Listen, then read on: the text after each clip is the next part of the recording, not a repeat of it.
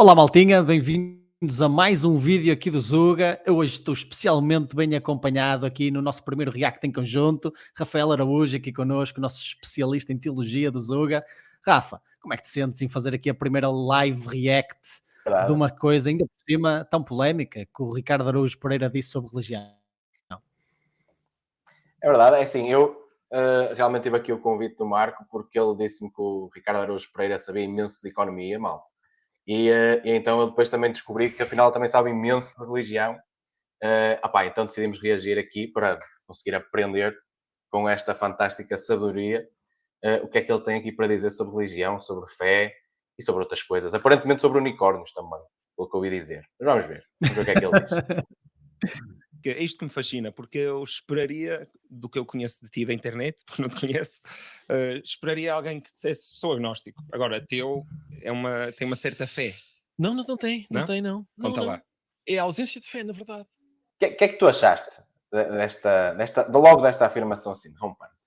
O que é que tu É achas? muito comum, é muito comum ambas as coisas, não é? É muito comum um agnóstico ou uma pessoa teológica dizer a uma pessoa que é ateu que é preciso muita fé para ser ateu. Eu concordo, eu utilizo esse argumento muitas vezes. Eu até próprio digo, eu não sou ateu porque eu acho que eu não tenho fé suficiente para ser ateu. E também é muito frequente o ateu responder de volta a dizer não, o ateísmo não tem nada a ver com fé, é a ausência de fé. É uma fé tal que algo não existe que tu não tens ausência de fé. É uma fé absoluta na ausência de fé. Opa, é um bocadinho contraditório, não é? Eu acho que eles próprios É, não reconhecem essa contradição. eu acho que normalmente o argumento vai que tu não podes ter fé no negativo. Ou seja, tu não podes ter fé Aham. naquilo que não existe. E ele depois vai falar, pronto, daí a questão dos unicórnios que ele fala à frente, e já falamos a seguir sobre isso, mas só nesta parte inicial, ele argumenta que existem coisas que toda a gente acredita que não existem e, portanto, porque tens boas razões para isso e tens bons argumentos. A questão aqui é que tu tens bons argumentos tanto para a sua existência como não existência. Portanto, ou ele dizer, não, eu só não tenho fé, mas tens de ter fé que ele também não existe. Porque há argumentos para os dois lados. Não podemos fazer aqui um pick and choose e do género, mas eu só acho que é isto. Então pronto, eu só tenho fé nisto. É aqui a questão lógica que eu não concordo, mas efetivamente é muito comum o argumento de ateísmo é a É muito falta de fé e não a fé de que não existe. Mas as duas, na verdade, implicam fé, ok? Exatamente. Tu acreditares que o mundo é uma coletânea de coincidências e que o todo veio do nada, opa, é preciso uma fé do caralho, meu, para acreditar nisso. Tanto que o próprio Tomás, mais à frente, ele diz-lhe, quanto mais tu percebes de física, ele vai dizer à frente, vocês vão ver, tu ficas, no início ficas rapidamente ateu, não é? Porque percebes muitas das coisas que no início tu encherias com justificações religiosas, dizer, eu não entendo isto, só pode ter sido Deus. Agora que eu entendo, já sei que foi a ciência. No entanto, quanto mais sabes depois de física, quanto mais continuas a saber, é aqui uma espécie de Kruger Effect, Dunning-Kruger Effect, não é? Tu mais religioso te tornas e dizes, porra, bem, Exatamente. isto são demasiadas coincidências, este design foi demasiado perfeito para isto ser explicado tudo por meras Exatamente. coincidências científicas. E então ele até teve bem nesse aspecto aí, mas eu também acho que ele não estava preparado para um debate teológico, não é? O objetivo aqui não era Não. esse. Bora continuar a ver. Tu és agnóstico em relação a unicórnios Mais ou menos. e a fadas. Não tens a certeza que as fadas não. Quer dizer, és agnóstico. Não vou dizer, pá, atenção, não sou ateu em relação a fadas, sou meramente agnóstico. É a sério, tu achas. Pões a hipótese de haver unicórnios e Pá, fadas. se calhar é por eu ser físico, mas nós habitamos uma realidade muito limitada, não é? A estas três dimensões e estes cinco sentidos, e só conseguimos andar no tempo numa dimensão e numa Certo, velocidade. sim, mas isso. Pode haver neste multiverso unicórnios, perfeitamente. É muito engraçado porque ele mais à frente, e vamos ver isso já a seguir, fala de uma falsa comparação. Ou seja, comparar duas coisas que são incomparáveis, ou seja, não são semelhantes o suficiente para fazer uma analogia. E ele faz exatamente isso aqui. É Ele faz isso, isto é uma falsa analogia. exatamente isso. Isto é uma falsa analogia porquê? Porque os argumentos, ou a força dos argumentos para a existência de unicórnios e a força dos argumentos para a existência de Deus são completamente incomparáveis. ok? Exatamente. Não tem sequer comparação. E mesmo assim, eu respeito a posição do Tomás e tendo a tê-la de ser agnóstico. Claro. Se eu for racional, se eu for científico, eu nunca vou poder dizer com 100% de certeza que não existem unicórnios ou que não existem fadas. Tal como antes de nós descobrirmos novas espécies de animais que não sabíamos que existiam, também não podíamos dizer com toda a certeza que não ia existir aquela espécie, quando na verdade nós simplesmente não sabíamos que existia. Não é? Claro, exatamente. E o Tomás disse-o muito bem quando falou da questão do multiverso, não é? Se a posição do Ricardo Araújo Pereira é efetivamente puramente científica, ele tem que reconhecer a existência de multiplicidades infinitas de universos, certo? Porque a física tem encontrado cada vez mais evidências, se bem que são ainda teorias difíceis de comprovar totalmente, mas se ele coloca as suas mãos naquilo que são as diferentes teorias e evidências científicas da física moderna, pode sim, efetivamente, na multiplicidade infinita de multi-universos, que pelos vistos ele coloca as suas mãos na confiança dos cientistas, pode efetivamente existir unicórnios, tipo, é parvo nós refletirmos na existência de unicórnios aqui no nosso mundo atual? Sim, é parvo, por isso é que ele utilizou como um argumento que de alguma forma soa bem, mas não é válido depois, como argumento depois não tem consistência lógica. É isso mesmo. Bora Isso continuar mesmo. a ver. Pá. E um físico, quer dizer, um cientista. Não, E a física fadas? faz isso. Um bocadinho de física torna-te ateu. Depois um bocadinho mais, torna-te mais agnóstico. Pá, mas sim, eu diria, eu sou Se ateu. fins que eu tinha dito que não. Sabes que a palavra agnóstico, por acaso, tem lá, por exemplo, aquelas 3 letrinhas, GNO, estão em várias. Tem a ver com conhecimento. Por exemplo, Gnosis. GNO, exato. Cognoscer, nós temos NI, mas aquelas 3 palavrinhas estão no étimo e noutras línguas. Ignorante, está lá, GNO. Ignorante é aquele que não conhece, que não sabe.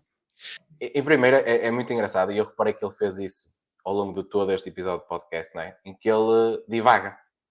Tipo, estão a falar de uma coisa e ele de repente começou a falar da etimologia da palavra agnóstico. Isso. Não era esse o ponto. Não era esse o ponto de todo. E nem vai dar em argumento nenhum. Mas ele meteu para ali. Deu ali uma pitada de conhecimento que eu acho que às vezes é quase uma muleta de discurso para estar do género. Epá, eu conheço isto, eu sei. Eu conheço estas coisas. Para além disso, ele foi muito engraçado porque ele falou do ignorante, da palavra ignorante, que é não conhece, quando a palavra agnóstico, por causa do prefixo a, significa exatamente não conheço. Ou seja, ele foi usar outra palavra para dizer o mesmo significado da palavra que estavam a falar. Sim. Ele nem sabia que o agnóstico, aparentemente, já era o que ele estava à procura de dizer, não é? Mas pronto, achei curioso. Eu se calhar sabia e perdeu-se ali um bocado na forma de explicar. Só que sabes o que é que eu acho? Eu concordo quando tu dizes que isto é uma muleta de discurso e de argumento. Porquê? Isto tem, no fundo, eu acho que 2 propósitos. Quando ele faz este tipo de à parte, no que diz respeito a explorar palavras ou historinhas, etc. Primeiro, é uma forma de criticar a forma e de falar da forma em vez do conteúdo, não é? Porque estás a falar da forma, qual é a origem desta palavra e mais não sei o quê, blá, blá, blá. E depois é uma forma também de passar uma ideia de falsa intelectualidade. Ou melhor, ele quer passar a ideia de intelectualidade. Mas isto, na verdade, é uma exposição de falsa intelectualidade. É tu perder-te em detalhes que nada têm a ver com o conteúdo em si, substantivo da conversa, e perdeste em detalhes que são adjacentes para te desviares do assunto. E como não conseguiste a resposta óbvia dele, não é? Porque ele provavelmente em todos os jantares que teve com os amiguinhos disse: mas tu és agnóstico relativamente a fadas, e toda a gente se riu e diz: realmente tens razão. E foi a primeira vez que se calhar alguém lhe disse: até sou. Tipo, temos que ser concretos e de forma bastante clara especificar o nosso desconhecimento sobre as coisas, não é? E então eu acho que é um bocadinho essas 2 coisas e demonstra um bocadinho de preguiça nele a pensar num assunto que é tão importante, um assunto que eu acho que é o assunto mais explorado da história da humanidade. É que, tipo, falar sobre estas questões de uma maneira tão leviana e de uma maneira tão até desrespeituosa, não é? Não respeituosa no que diz respeito a eu tenho que respeitar Deus, não nessa perspectiva, mas numa perspectiva de respeito a esta conversa, Tipo, Eu se ele acho que vai respeita a ser pior. história, se ele respeita a etimologia das palavras e a história das coisas, pá, porra, no mínimo respeita a história desta conversa. Esta conversa é milenar, meu. Nós andamos a ter esta conversa sobre religião desde que o homem existe. Isto é incrível, Exatamente. meu. No mínimo respeita Exatamente. isso. Eu, uma vez que é uma alegação, mais uma vez, é como naquilo que estávamos a discutir há bocado, é uma alegação extraordinária. Extraordinária. Ser agnóstico? Não, Ah. a de que Deus existe. É uma alegação extraordinária. Eu não sei se. Repara, é mais do que não ter fé, não acreditar. Eu acho que preferia que não houvesse. Porque se há, eu não percebo. Não percebo. Era exatamente aqui que eu estava a falar há bocadinho do que estavas a mencionar o desrespeito. E aqui eu acho um ponto ainda mais curioso. É mais do que o desrespeito. É muito mais do que isso. Algo muito mais profundo. Repara, o que ele diz é: eu não o percebo. Ele depois usa a expressão do não sou fã do trabalho, não é? Que eu acho muito curioso, porque É eu isso. diria que para ele não correu nada mal, mas aparentemente ele diz que não é fã do trabalho que lhe permite viver e ter a vida que leva. Mas, enfim, ele não é fã do trabalho e prefere que ele não exista. Porque ele não o percebe, ele prefere que ele não exista. Isto, para mim, é pior do que desrespeito, é arrogância. É tu assumires que eu tenho de saber e perceber tudo o que se passa à minha volta para sequer aceitar a sua existência. E é engraçado, porque não achas que há aqui uma ligação à parte da política? Acho, sem dúvida, sem dúvida. Até porque, lembras-te quando eu faço aquelas comparações em que eu digo, claro que eu faço sempre uma hipérbole neste aspecto, não é? Certo? Mas eu costumo dizer que a filosofia de esquerda, defendida de forma consciente, tipicamente tem sempre duas origens. Uma das origens tem a ver com o facto de tu seres arrogante e achaste melhor do que os outros, e como tal, outras pessoas não são capazes de ser tão bons como tu, e tu tens que os proteger e dar-lhes as coisinhas e dizer, ai, coitados, porque eles não vão ser capazes. E a outra posição, tipicamente, é uma posição de projeção, em que ou tu como és mau, ou tu como és preguiçoso, ou tu como não és capaz de avançar na sociedade, projetas isso nos outros e dizes, eu não sou capaz, mas ninguém é capaz. Só aqueles que nascem numa condição muito específica e que têm o mérito de nascer numas condições em que nasceram, porque para eles o mérito é Yeah. isso, não é? Para eles o mérito é determinístico. Não existe Exatamente. absolutamente nada É, que tu é possas muito imprimir na engraçado tua porque, vida. repara, o segundo ponto que tu mencionaste, da projeção, o ponto da projeção, é exatamente um dos argumentos que Santo Agostinho usa no livro, é provavelmente o livro mais famoso dele, ou pelo menos um deles, que é o Confissões, onde ele literalmente confessa toda a sua vida desde o início até ao fim, até ao momento em que ele o escreve, porque ele teve efetivamente um início de vida super imoral, ele era de todo, era uma muito má pessoa mesmo, e portanto aquele livro é mesmo uma confissão dele, de como ele depois se converteu. E ele faz exatamente esse ponto sobre os deuses romanos. Se tu reparares na mitologia romana, há muita história de traição, imoralidade, pais a matarem filhos, filhos a matarem pais, e um trai o outro. Ou seja, não é uma história propriamente moral, a mitologia, seja romana ou grega. E o argumento Verdade. dele era esse. Era que essas histórias eram assim, como forma de desculpabilização para os humanos, porque podiam pensar, se os deuses podem fazer e fazem-no, então não tem mal nenhum eu também o ser. É um ponto muito, muito interessante nesse livro, e que encaixa como uma luva aqui também nesta suposição, não é? Nesta maneira de ver as coisas também a nível político. Se Deus existe, eu não percebo o trabalho dele. Não aprecio o trabalho. Não Não aprecias? aprecio. Não percebo a ideia de um Deus. Porque, quer dizer, é isso que eu. É aí que o meu ateísmo incide. Existe ou não existe um Deus omnipotente, omnibenevolente e omnisciente? Pois, o meu, Epá, omnibenevolente já estraga tudo. é muito difícil, não é? Porque estás a pôr a isso, ideia mas é daquilo que é isso. benevolente para o homem. Já estás a perceber? Já Não é é. para o homem, é para qualquer coisa. Quer dizer, Mas esquece o omnibenevolente. Uma coisa omnisciente e omnipresente. Está bem, mas primeiro, o Deus em que eu não acredito, não é Neptuno, não é? Não é Neptuno, não é esse o Deus com que eu convivo. Hum. Todos os deuses que me apresentam são omnibenevolentes. São. Panteísmo.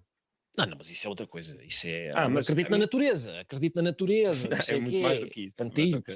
Agora, a ideia de que um ser, é um ser que é omnipotente e omnisciente, isso vais até aí? Omnisciente, vamos ficar por omnisciente E omnipotente. e omnipresente. E omnipresente. Sim. Mas omnipotente também não? Não. Também não. Então, mas quer dizer... Não, isso mas consegues ser agnóstico sobre esse Deus? Não, a minha questão é se isso é Deus. Será que isso é Deus? Só para sermos justos também, ok? Também não quero estar aqui a trucidar o rap. Mas aqui ele teve muito bem, na minha opinião. Também Porque acho. aquilo que o Tomás estava a fazer, ao fazer este exercício de falar do panteísmo, de falar se for omnipotente, mas não for omnivolente, se for omnisciente, mas não for omnipotente, isto vai muito de encontro também àquele argumento que o Rick Gervais, o comediante, utiliza muitas vezes, que é nós os dois somos exatamente o mesmo, ateu e cristão. Eu só vou um Deus além de ti, mais nada. É só isso. Uhum. Isto soa super bem, mas é um argumento completamente ilógico. Não é por causa de haver 20 mil respostas erradas que não há uma certa. Okay? Portanto, é um non sequitur, não é? Uma coisa não segue a outra. Não é um argumento lógico. E eu é achei um que ele argumento que, também acima de tudo, manter a definição efetiva de Deus. Quando falamos de Deus, estamos a falar disto. Eu achei que ele teve muito bem aí, a manter essa eu também achei que definição. ele esteve bem. Eu também achei que ele esteve bem. E esse argumento do Ricky Gervais, acima de tudo, é um argumento apenas contra uma orientação religiosa, não contra a teologia, não contra Deus. Certo. Ou seja, é falacioso nesse aspecto, não é? Tipo, Certo. é só dizer, olha, tu acreditas no Deus do cristianismo, e eu não acredito, pronto, eu só não acredito num Deus a mais do que tu, não é? Tu também não acreditas nos outros 20 mil. Ok, mas o que é que isso diz sobre Deus existir? É que mesmo que o Deus do cristianismo esteja errado, isso não é um argumento contra a não existência de uma divindade superior.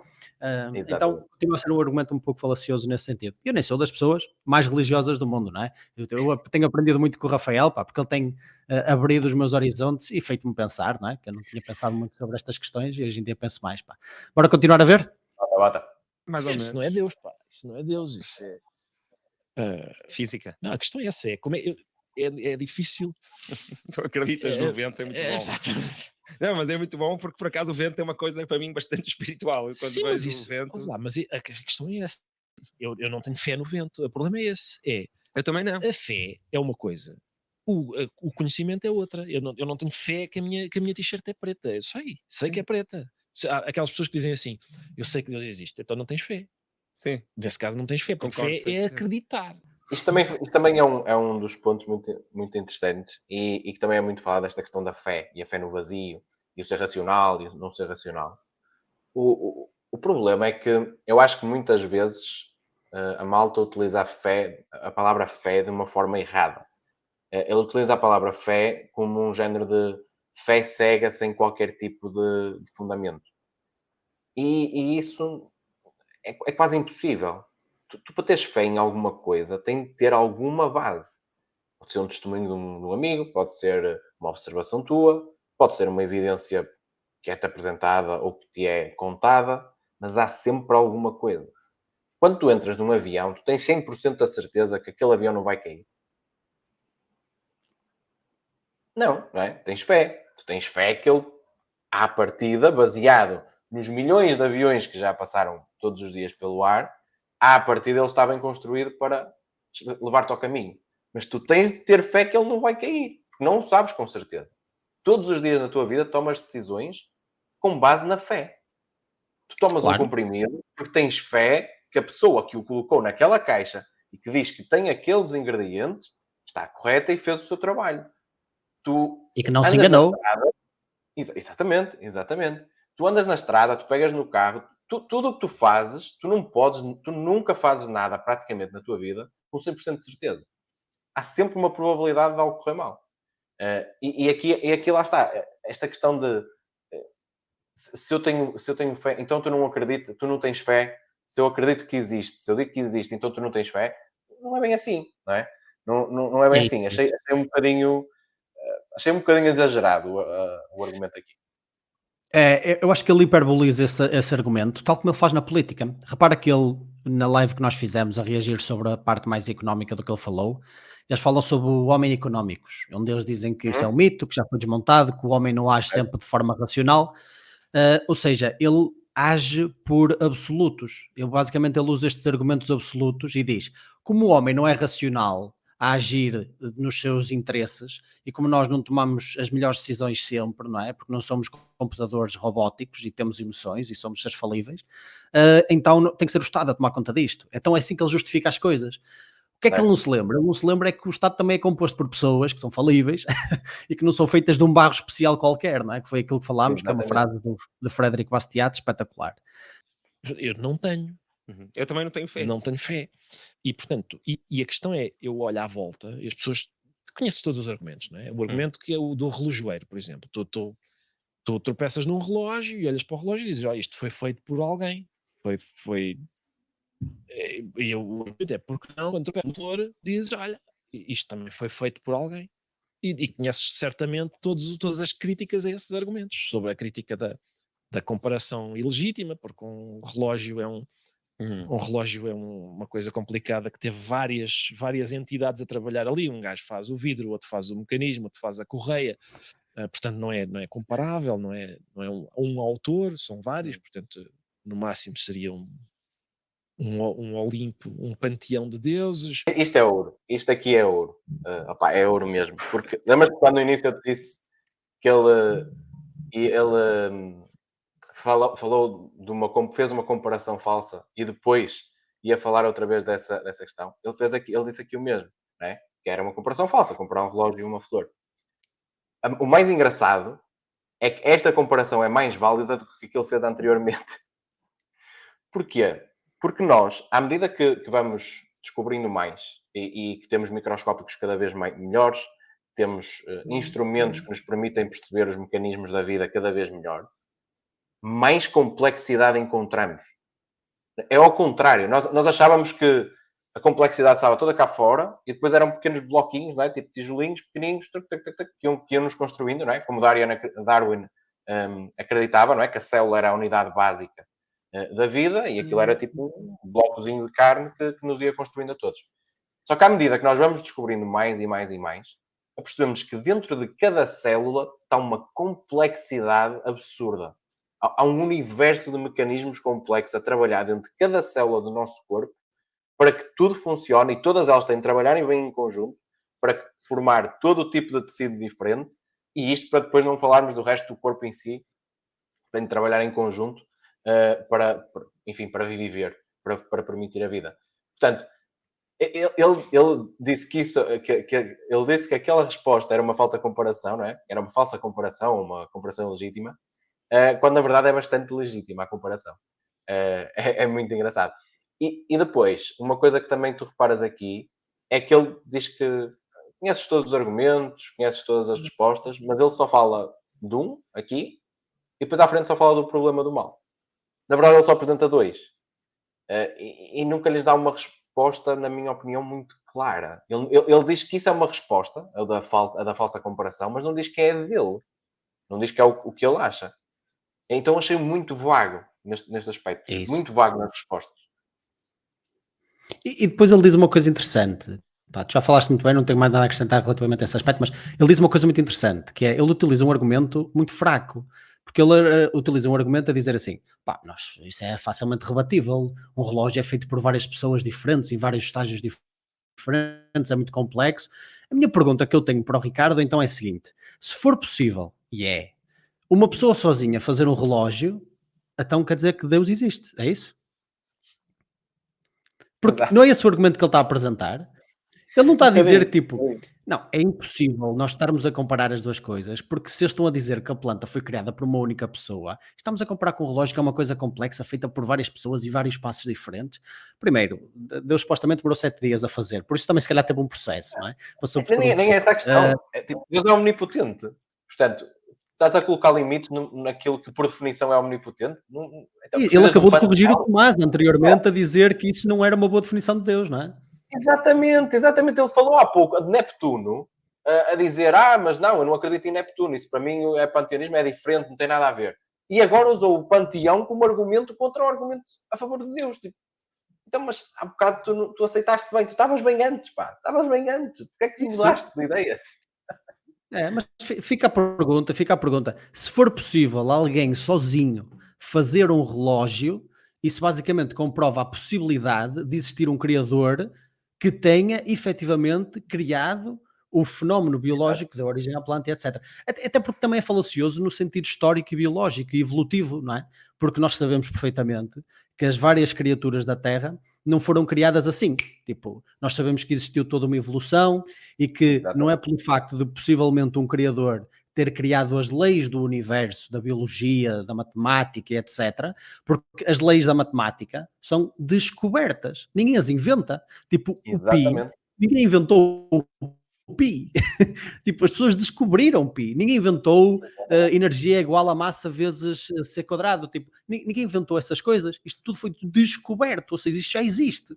Então, tu teres toda esta linguagem, esta complexidade, teres todo um alfabeto, não é? No nosso próprio DNA, e olhares para esta complexidade e dizeres, não, pá, isto, um relógio é muito mais complexo que isto. Um relógio, por amor de Deus, pá, não faz sentido. Eu acho que é um exercício é um exercício de um bocadinho de ou de ignorância ou de se calhar preguiça a pensar sobre isto, não é? Eu Ou acho então que vai ao argumento anterior que ele mínimo. falou. Vai ao argumento anterior que ele falou, não é? Eu prefiro que ele não exista. Eu acho que ele, se calhar inconscientemente, mas se calhar ele não pensa mais a fundo nisto, porque ele pensa, pá, se eu pensar mais a fundo, há a possibilidade de eu começar a achar que afinal existe. E isso vai-me custar. Porque custa aceitar isso. Em muitos casos, não é? Nós temos de nos mudar a nós próprios quando começamos a acreditar nisso. Então, se calhar é por isso que ele não vai mais a fundo. Se calhar tem medo disso. Prefere não saber, não é? Ou melhor, prefere acreditar que ele não existe. Prefere tomar uma posição negativa. O Deus que eu às acho vezes- possível de existir é um que, por definição, tu não vais conseguir compreender. Lá está, opera a um nível. Está bem, mas Conheço o isso- livro Flatland. Sim, conheço. É um Opa. romance sobre formas Sim. geométricas. Já leste? Sim. Opa, Mas adoro esse livro. Pronto, imagina que nós estamos em Flatland, mas ok. Certo, tudo percebes? bem. E Mas é isso. Não tem que. Pode ser uma coisa que é impossível caber neste cérebro deste macaco que por acaso evoluiu para certo, conseguir opa, estar em podcasts. compreendo, mas este macaco não, não aprecia a obra. Não aprecia a obra. Por haver maldade? Ou por haver dor? Por haver Não, sofrimento? esse é outro argumento, não é? É um argumento com o qual as pessoas tiveram que lidar, não é? Isso é uma história, é uma coisa conhecida da. Se Odisseias. Exatamente, ou seja, como é que se justifica que haja mal no mundo, que uma pessoa me possa matar, porque que Deus não intervém ou não impede que isso seja assim. E o Santo Agostinho o que disse foi, não pá, Deus criou-nos com livre-arbítrio e portanto eu tenho liberdade para te sacar de uma faca e matar-te. Seria um mundo muito diferente se nós não tivéssemos isso. Certo, mas isso é o mal social, eu compreendo isso. Custa-me mais a entender como é que não dá para evitar um tsunami no Sudeste Asiático que varre 200.000 pessoas. Epá, não dava. Não sei. Não, ou, por exemplo, crianças que nascem com cancro. Tu imagina que eras omnipotente e ias conceber o mundo. Acho que era uma das primeiras coisas. É verdade, não posso esquecer. Se calhar crianças nascerem com cancro, vou tirar aqui do menu. É assim, em primeiro, mais uma vez, muito bem o rap. Mais uma coisa que ele teve muito bem. Em distinguir o problema do mal nas duas vertentes, que é a vertente humana, o mal causado por humanos, e o mal natural, vamos dizer assim, o causado por circunstâncias fora do controle dos humanos. Ele respondeu muito bem e aceita, ok, o argumento do livre-arbítrio como argumento suficiente para justificar essa existência, ok, e achei que, pronto, ele teve muito bem, já mostrou que conhecia a resposta para isso. Depois ele passa para o argumento para o problema do mal, aqui já mais causado por causas naturais e tudo mais. Pronto, é assim, o problema do mal dá para uma conversa de 5 horas e não é suficiente, provavelmente, para abordar todas as possíveis respostas e possíveis coisas. Portanto, malta, não nos julguem, ok? É óbvio que há imensa coisa a falar sobre isto, mas nós só vamos dar aqui um laminezinho. Eu depois vou ver se calhar se faço aí um vídeo na minha rubrica habitual, não é? No Zuga Religião, para abordar um bocadinho mais esse tema. Mas duas coisas que eu diria aqui. Em primeiro, o problema do mal, isto vai bater também com o argumento da moralidade. Porque se Deus não existe, se tu és apenas um monte de partículas e de células, tipo um macaco aqui num universo que é completamente random, sem qualquer propósito, sem absolutamente nenhum criador, e tudo ao acaso, porquê é que existirem tsunamis? Porquê é que outros organismos morrerem noutras partes do mundo é necessariamente mau? Porquê? Tipo, porquê é que isso te incomodaria? Não te incomoda, não te afeta, portanto, como é que tu classificas isto como mau nesse mundo? Essa é uma dos desafios, não é? Que é o argumento da moralidade para a existência de Deus. E para além disso, nós temos depois também outra questão, que é outra resposta, que é, mesmo que Deus exista, portanto, assumindo que Deus existe, e que Ele permite que o mal exista, e que essas coisas aconteçam, nenhum de nós tem a capacidade suficiente de previsão no tempo para saber se não vai haver alguma coisa boa a acontecer dali. No entanto, é engraçado que eu acho que nós humanos temos inatamente a ideia de que efetivamente as coisas são como são por algum motivo. Diz-me uma coisa, Marco, o que é que acontece em todos os filmes que tu já viste até hoje que mexe com time travel, com viagens no tempo? Alguém vai no passado e muda uma coisinha. O que é que acontece sempre, em todos os filmes? Tens o efeito borboleta, não é? Onde uma pequena, simples e aparentemente insignificante alteração leva a um conjunto de eventos em cadeia que podem resultar em desastres enormes, não é? Exatamente. É sempre o que Eu acho acontece, é que sempre isso. eu acho que essa questão é muito engraçada porque revela um bocadinho, se calhar, aqui um conhecimento inato que nós temos de que, ok, as coisas aconteceram, eu gostaria que fossem diferentes, mas eu acho que se alterar, se calhar, não vai ser pior. Se calhar as coisas aconteceram por algum motivo. É melhor deixar estar quieto, tipo, não mexer. O filme acaba sempre assim, com a ideia de que mexer no passado é mau, independentemente do bem que tu achas que estás a fazer. E então eu acho que tens essa possível resposta. Agora, eu acho que o problema não é facilmente, mas enfim, é respondível de um ponto de vista lógico com estas questões. Mas eu acho que a força do argumento do problema do mal, que para mim, sou sincero, é o desafio mais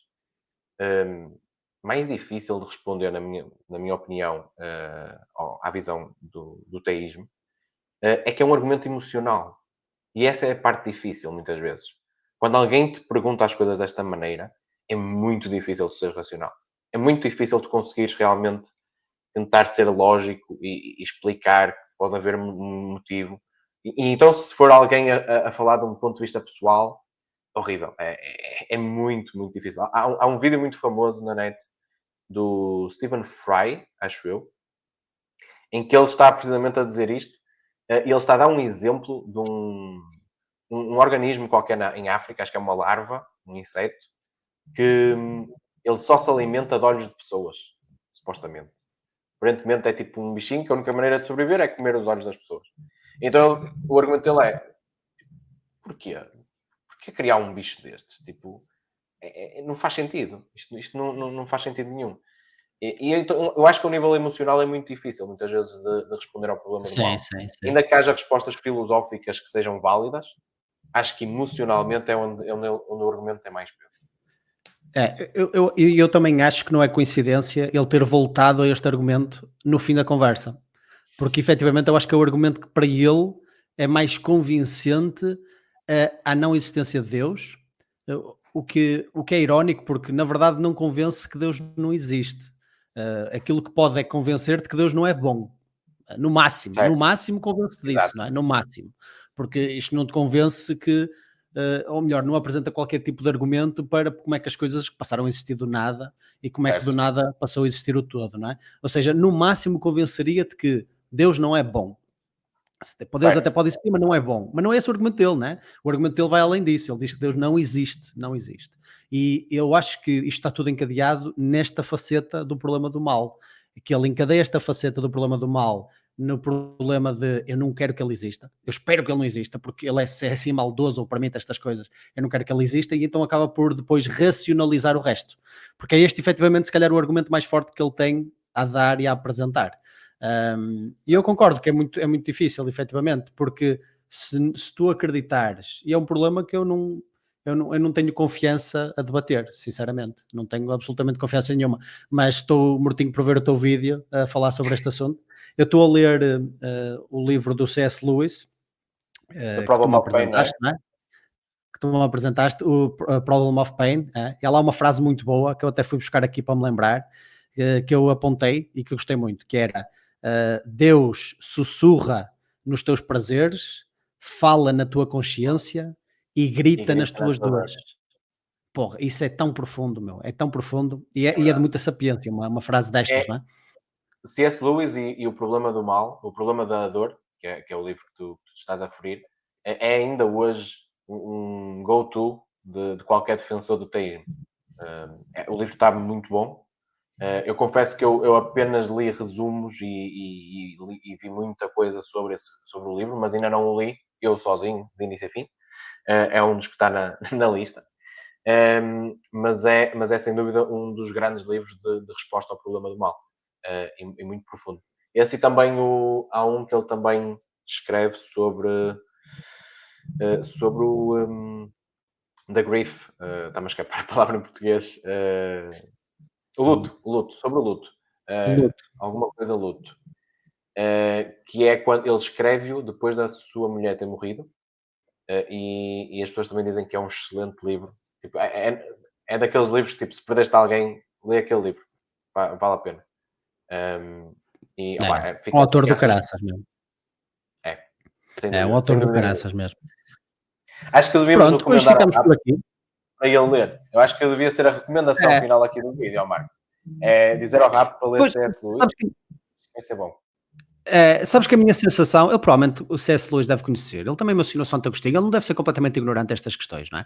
Agora, o que me deu a sensação, um pouco de tudo, não só nesta questão religiosa, como anteriormente referenciámos na questão económica, é que ele sofre um bocadinho desta, vou-lhe chamar, arrogância da certeza, não é? Ele está muito certo de que uma coisa que humanos têm debatido desde a sua gênese não existe. Ele está muito certo desta resposta, né? E eu acho isso mesmo curioso, não é? Acho isso mesmo curioso.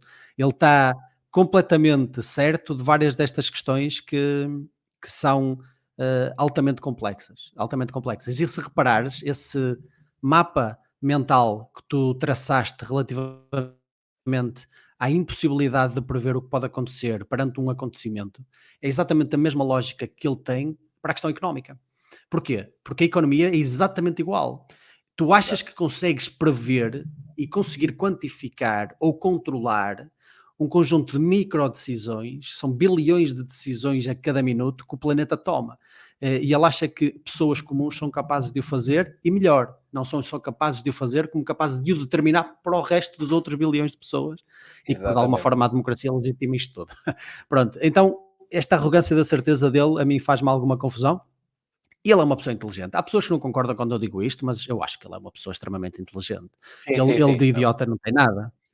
Só que às Nunca vezes foi as pessoas justificado. inteligentes sofrem disto. E Diz, eu nem diz. ponho em causa a eficácia dele. Eu fui e sou um fã de Gato Fedorento desde tenra idade. Eu acho que Muito ele trouxe fácil. ele trouxe um conceito muito inovador de humor na altura para Portugal. Não existia aquele tipo de humor. E isso foi incrível. Eu acho é que ele, a partir do momento, nestes últimos anos, em que ele se começou a colocar de uma forma mais ativa a nível político e a nível quase de influencer, não é? Porque os Gato Fedorento nunca foram influencers, se tu reparares. Não. Naquela altura isso não era sequer uma coisa. Eles simplesmente faziam o trabalho deles, faziam as pessoas rir, ponto. Tipo, não querem saber disso. Mas E depois ele faziam começou a entrar na política e começou enfim, a querer colocar as suas próprias questões pessoais no trabalho que fazia. E para mim isso foi um erro, porque fez com que pessoas que não concordassem com ele deixassem de o ver muito embora até se calhar gostassem do trabalho dele. Mas pensam, pá, É. eu não vou ver porque eu já sei que ele tem esta opinião sobre isto e isto, por isso eu não quero. Portanto, eu acho que ele na verdade ficou a perder nesse aspecto e tenho pena É, disso. também acho. Eh, Também acho. E também acho que tenho pena porque eu cresci a ver Gato Fedorento. Depois, mais à frente, já éramos mais velhos, mas também crescemos a ouvir as mixórdias temáticas. Até hoje, eu continuo-me a rir como da primeira vez, sempre que vejo a Devo Tudo Que Sou um Alguidar. Pá, essa é a melhor de todas. Digam-me, pá, podem dizer o que disserem, para mim essa é a melhor de todas, mas de longe, a nível de composição de comédia, essa está brilhante, simplesmente é uma coisa brilhante. E é uma coisa tão estúpida, tão parva, que qualquer pessoa que o veja não pode duvidar da inteligência deste senhor. Pá. Exatamente. Aquilo Exatamente. quase que parece que foi uma história criada pelo ChatGPT, tipo há 20 anos atrás. Pá. Incrível aquilo. Incrível, não é? É uma cena assim, mesmo maravilhosa. Então ele é claramente inteligente. E pronto, tenho aqui algumas opiniões da qual nós discordamos, na qual nós apresentamos os nossos argumentos. É, Se vocês discordarem, exatamente. deixem nos comentários. Se concordarem, deixem nos comentários, metam like no vídeo, subscrevam o canal e fiquem connosco porque vai haver mais reacts. O Rafa faz de 15 em 15 dias também uma rubrica sobre religião aqui que sai sempre aos domingos. Portanto, fiquem connosco. Se gostaram, apoiem o canal. Tem várias formas de o fazer em baixo na descrição e até à próxima.